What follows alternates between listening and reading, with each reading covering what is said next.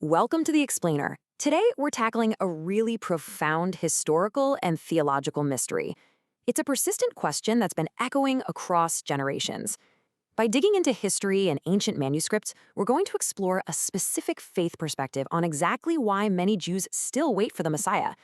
It's definitely a complex topic, but by peeling back the layers of time, we can actually uncover the reasoning behind this enduring dynamic. Let's get right into it. So here is the core question. If the Messiah has already come, why do so many still wait? To really understand this generational inquiry, this perspective suggests we have to go back to the very beginning. We need to trace this back to the silence where the voice of the divine Yahweh first spoke to a chosen people. You see, in ancient Hebrew manuscripts, words are way more than just ink on a page. They literally carry a heartbeat.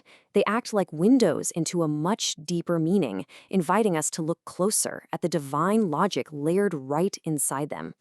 According to the sources we're looking at today, these texts aren't just dry historical records. No, they're living blueprints. Let us look at some foundational terms. These reveal deep truth. First is Mashiach. That means the anointed one or Messiah. Next is Goel. That means the Redeemer. Then we have Nevuah. That translates to prophecy. Finally, we have Brit Kadashah. That means the new covenant. You really need these definitions. They help you grasp the full context of the ancient manuscripts. This whole concept is brilliantly illustrated through a sort of symbolic geometry. Think of separated, fractured pottery fragments. This represents shaver, or historical fracture and trauma. But when you bring those broken pieces back together, it symbolizes tikkun, which is an ultimate relational restoration. This framework of breaking and healing is absolutely central to the entire narrative we're unpacking today. To understand the current landscape, the source material points to four distinct historical barriers that created massive emotional walls over the centuries. Historical barrier 1 is different expectations. The contrast here is pretty striking. Traditional Judaism largely awaited a political ruler, a king who would immediately bring global peace and rebuild the physical temple.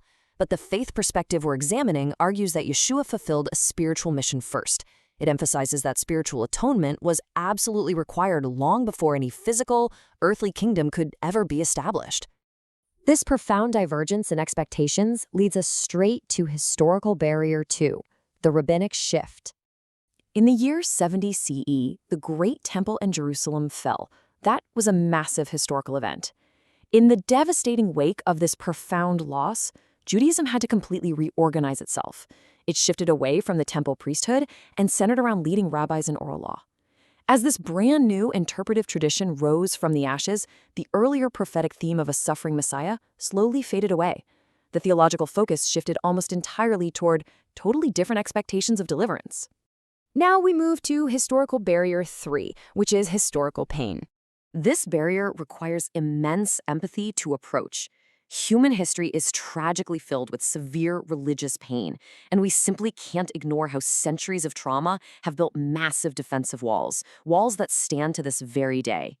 Centuries of severe persecution, displacement, and forced conversions created deep emotional and cultural barriers. From this perspective, the widespread historical rejection of Yeshua became less about dismissing Scripture itself. Instead, it became a desperate defense mechanism against continuous trauma inflicted by those claiming his name. For many Jewish communities throughout history, communal survival just had to become the primary objective. And that brings us to historical barrier 4, selective readings. The crucial point here is found in specific biblical chapters. We're talking about passages like Isaiah 53, Daniel 9, Psalm 22, and Zechariah 12. Now, these texts are certainly not hidden. They haven't been removed from the Hebrew Bible, but they are rarely read in weekly synagogue cycles. According to the source material, these specific prophecies regarding a suffering servant have effectively become de-emphasized by current tradition. To really grasp this perspective, we have to pivot away from the turbulence of shifting human history.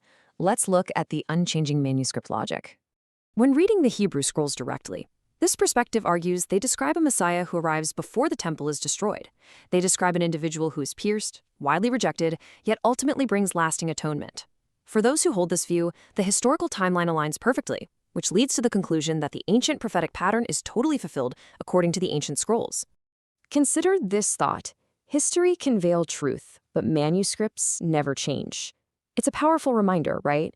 While human history is constantly shifting, evolving, and reacting to cultural trauma, the original ancient texts remain a permanent, steadfast anchor through the centuries. The core argument here is that the truth has been there all along, safely etched in Hebrew ink. In this view, these ancient prophecies are seen as patiently waiting for fresh eyes to see and open hearts to finally understand and embrace them. It's really an invitation that transcends time and tradition. Ultimately, this faith perspective suggests that harmony isn't the absence of human conflict, but the presence of divine purpose within it. It posits that Yahweh is not distant from our collective pain. He is present right within the brokenness, carefully shaping it into lasting beauty and turning generations of waiting into profound revelation. So, this brings us to a final contemplative question for you. After peeling back the layers of tradition, trauma, and time, what truth rises from the echoes of history for you? We encourage you to dive into these ancient manuscripts for yourself and see exactly what you discover. Thanks for exploring with us today.